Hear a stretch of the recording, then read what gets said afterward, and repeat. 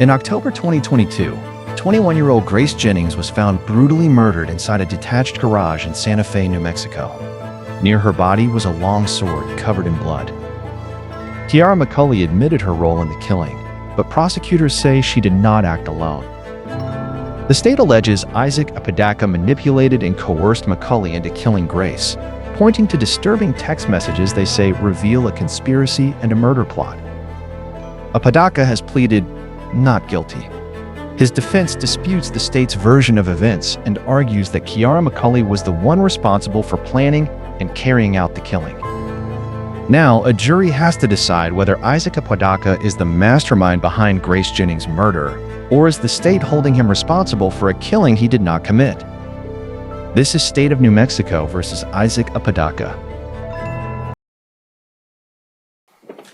Have you ever testified in front of a jury before? Yes. Okay, it's pretty straightforward. Make sure you understand the questions that are being asked of you. If you don't, say something. Okay. And the attorneys will clarify.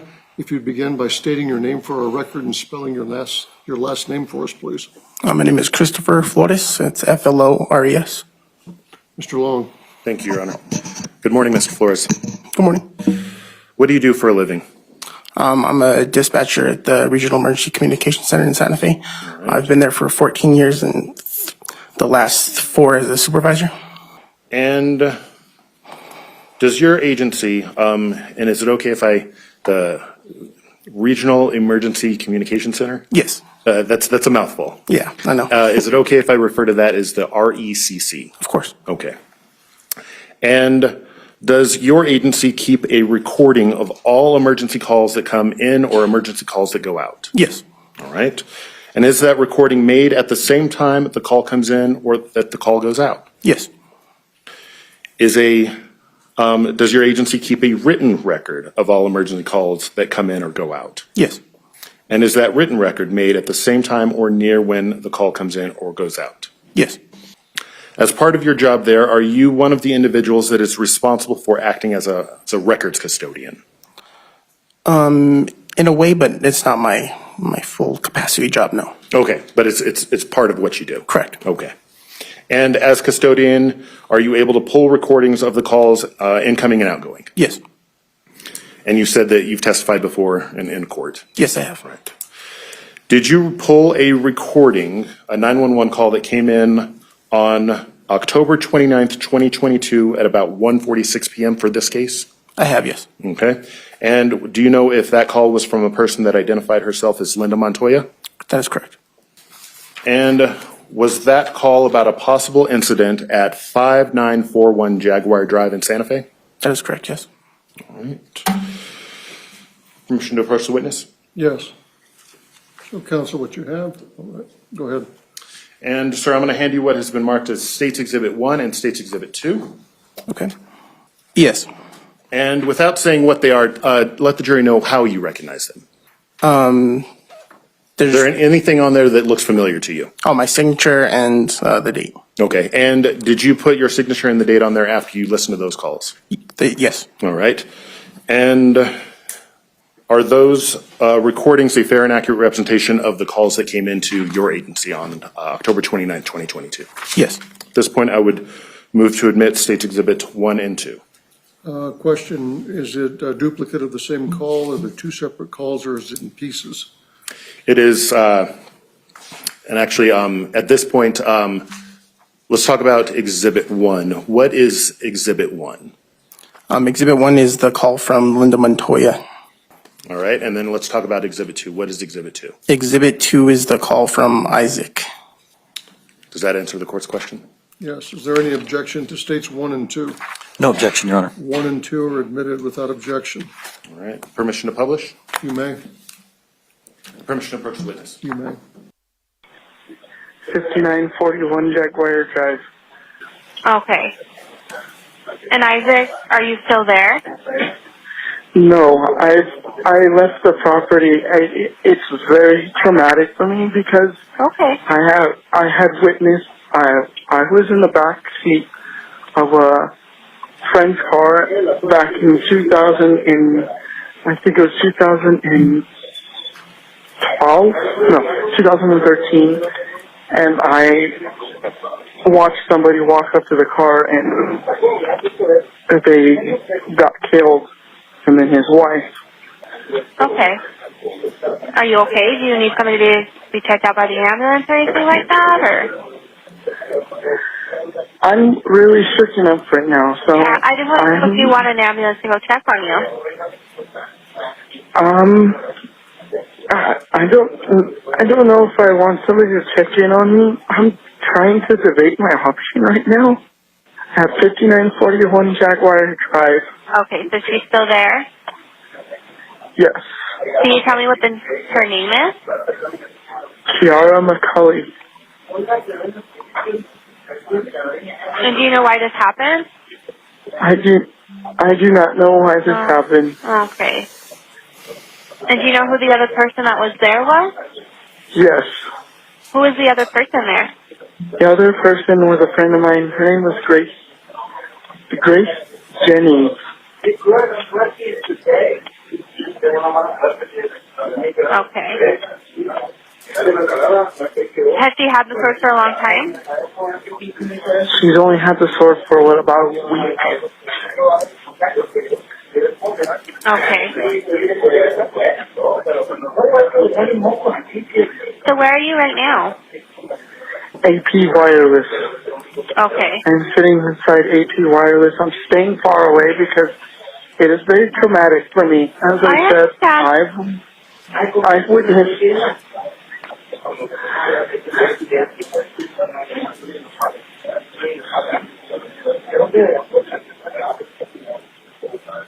So do you live at Jaguar too, or no? I'm technically not supposed to be living at 5941 Jaguar, but it's only because I have no other place to stay. Okay. So I'm trying to...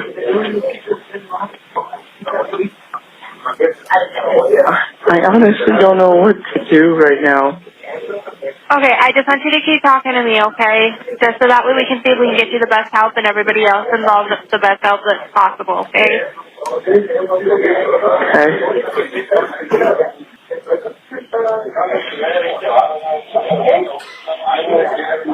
All right. I'm still on the phone with you, okay? I don't know how much longer. Okay, are you not calling on your own phone? What did you say? Are you calling on your own phone? Yes. My phone's like at 8%, but it'll last. Like, okay, you're at Adams Hall Wireless, or you're like at the AT&T store? It's AT Wireless with Boost Mobile. There's it's right across from Caesar Chavez. Okay. I'm going to send some people to check on you, okay? Just to make sure that you're okay. Okay. Will you stay right there? Yes. Okay. Can you tell me what you're wearing? I'm wearing a black and gold shirt with denim pants. Okay. Can you do me a favor and step outside the store so that way an officer can speak with you? Yes. Okay. Let me know when you're outside. Yes, I called. Yes, this is Amanda. Yes, there's something happened at with my son. He had walked in and his girlfriend killed another girl. They live at 5941. 5941 what? Jaguar Drive. So you're saying that your son's girlfriend walked in and killed another girl? No, my son walked in on his girlfriend killing another girl. That's what he's telling me right now on the other, and it's in the garage. He told me that he bought her a sword recently, and she used it on a girl. She's freaking out. She's traumatized. No, you leave everything alone. What is your name? My name is Linda Montoya. Ms. Montoya, what's the phone number you're calling from? I know you're not there, but what's the phone number you're calling from? Call me on 505-316-4537. Hold on. Yes. AT Wireless. He's gonna sit over there. Can you tell me what his girlfriend's Hold name on. is? Say that again? What's his girlfriend's name? His girlfriend's name is Kiara. And the girl that, Kiara McCulley. But she's retarded. Okay, what's the other girl's name? Grace, and I don't know her last name. Okay, what's your son's name? Isaac Apodaca. What's Isaac's date of birth? His date of birth is December 19th, 1996. He is sitting at AP Wireless because he had to be away from there. He was afraid of his life. So he left? So he's sitting at AP Wireless on Jaguar Drive.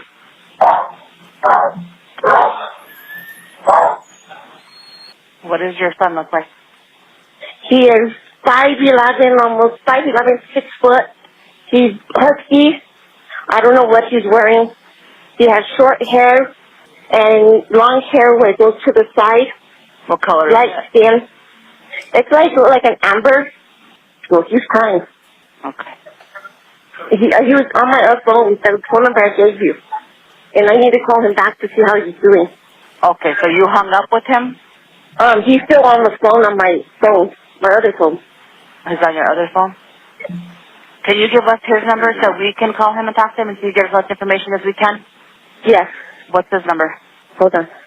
It's 505-372-8371. 505-372-8371? Yes. Okay. You said Isaac, right? Yes. Okay. Isaac, hold on. Isaac, the clock is going to call you. You got to hang up, okay? All right, I love you, son. All right. Hello? I'm here. Did you connect with him? Yes, I did. Okay, we're going to call him right now, okay? Okay, he's scared. He's crying. He's sick, and I can't have him in my house because I have COPD. He's traumatized and he's worried. Is he known to use drugs or anything like that? No drugs. He doesn't drink. And this residence that he was at a minute ago, that's his home? That's his home. And he lives there with the girlfriend? Yes. Anyone else live with them? Her mom lives in the main house. They live in the garage. They have animals. They have cats and dogs. Her mom lives in the main house. Her name is Lainey McCulley. Just confirming the address is 5941 Jaguar Drive, correct? Yes. I'm going to keep you on the phone just in case we have any additional questions for you, okay? Okay. We called your boy, but he didn't answer, so we'll try him back again. Hello? I'm here. Mom, somebody called me on my phone. I'm going to text him. Okay, ma'am. I'm going to go ahead and disconnect with you. Okay. We did get on scene already, so we are with somebody down. I don't know if they found your son yet or not. Okay, because he said he will be at AP Wireless.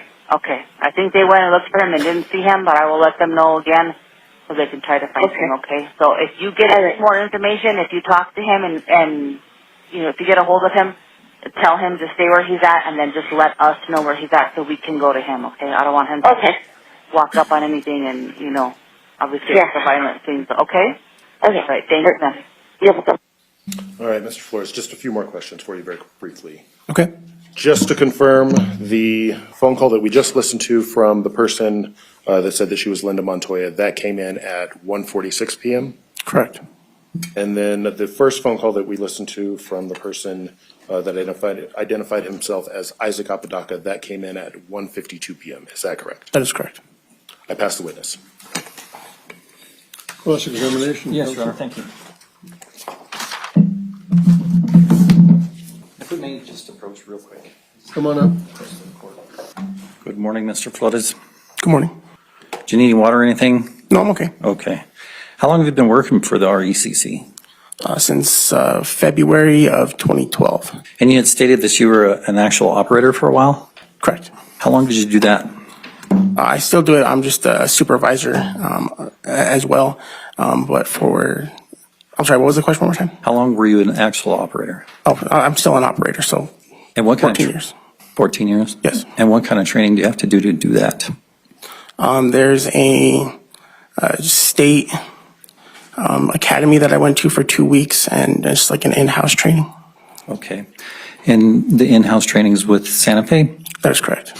And how long is that in-house training? Typically about 9 months to a year. Mine was about 9 months. And so you learn, I'm guessing, quite a bit on how to, I guess, interpret phone calls? Correct. And do you learn basically that, well, why don't you describe for the jurors what a computer-aided dispatch is? So it's just a system that we enter information into just to better help us get information from the caller to the officers or the responders. And what is the difference between the CAD, i.e. the computer-aided dispatch, and what we just heard? So the CAD is written information, and what we just heard was an audio recording. And when you get the timings from this audio recording, how do you get them? Do you get them from the CAD or from the audio recording itself? From the audio recording itself. Okay. And when you admitted exhibits 1 and 2, you were aware that those times, those were the times that the phone calls came in? Yes. Okay. And during your experience as a 911 operator, I'm guessing that you get a lot of different phone calls for one incident, especially a murder? Correct. And do you have to then, at that point in time, figure out who was calling about what and assign the same number to any certain phone call? What do you mean by number? Well, when you get a phone call, for instance, in this case, was this case assigned a CAD number as soon as the first phone call came in? That is correct, yes. And then after subsequent phone calls came in, did they get the same CAD number? To my knowledge, so they can be linked together. So if there happens to be 2, they could have been linked together. In this particular case, I'm not sure if that was the case or if it was all entered into one. Okay. But either way, whenever you get a phone call about an incident that happens, they all end up linked together in one way or another. Correct. Kind of like putting the pieces of a puzzle together. Correct. Okay, in this particular case, the first phone call came in at, 13:46 hours? Correct. And that was from Linda Montoya? Correct. Okay, and do you know who Linda Montoya is? Personally, no. Okay. Could you tell who it was from the phone call? No. What do you mean? Other than her giving her name, no. Okay. And could you tell if she was related to the second phone call? Or the second phone caller? Yes. How so? I was actually the one that tried to call Isaac the second time, so I made the connection that way when he called back. I didn't speak with him when he called back, but I was the person that attempted to call him. Okay. So when we were listening to Isaac's phone call, it sounded like he was calling back, right? That's correct. And so what you're saying is you were the person who initially tried to call him, and that's why he was calling back? That is correct. Okay. And why were you trying to call him? Just to get more information about what it was that happened. And that information was given to you by whom? The first call taker that received it, Amanda, when she asked for the number, she had asked that I call him. Okay. And at that time, did you know that the initial caller was the mother of the person you were calling? Yes. Okay. And how long do you think, if you can recall, how long do you think the total amount of time these phone calls took? I'll say the first one maybe from about 10 minutes and the second maybe 8. Okay. But they kind of overlapped, right? Yes. Okay. And when I say that, Isaac was on the phone with his mom while his mom was on the phone with you guys? Correct. Okay. So 10 and 8, so about 18 minutes? Yes. You think? Okay. Now, during that 18 minutes, it appears that the officers did find Mr. Apodaca, right? Correct. And they found him at the AP Wireless? Correct. And they also found what appeared to be a murder scene? Correct. And do you recall if they identified a Lonnie McCulley? Yes. Do you recall if they identified a Kiara McCulley? Yes. And with regard to Ms. Montoya's call, again, a location was found, and that was the location on Jaguar? I'm sorry, that was regards to who? With regard to Ms. Montoya's call? Yes. And that was the Jaguar address was located? Correct. As well as Mr. Apodaca was located through that phone call as well? Yes. And Ms. Montoya gave a description of his clothing, right? Correct. Okay. And also during the course of that phone call, it was Actually, no, I'm sorry. I don't believe that Ms. Montoya had. I think that he had given his own. So He gave I think that she had said that she didn't remember what he was wearing, but she gave a description of his height and his hair. Okay, so Ms. Montoya gave a height and hair color, like an overall description. Yeah, correct. Yeah, all And that's then- fine, but yes, And then Mr. Apodaca gave a description of what he was wearing. correct. Yeah. And that's partially for his safety, right? So it doesn't get, when the police show up, they know who they're looking for. Correct, yes. Okay. Okay, and do you have any records of Kiara McCulley contacting the Santa Fe Police Department? Not that I'm aware of, no. Do you have any records of Kiara McCulley contacting the RECC? Not that I'm aware of, no. How about Lonnie McCulley? Not that I'm aware of, no. Both Santa Fe and RECC? Correct. And do you know who those people are? I know who Kiara is. I don't know who Lonnie is. Okay, but, No, like personally, no. okay.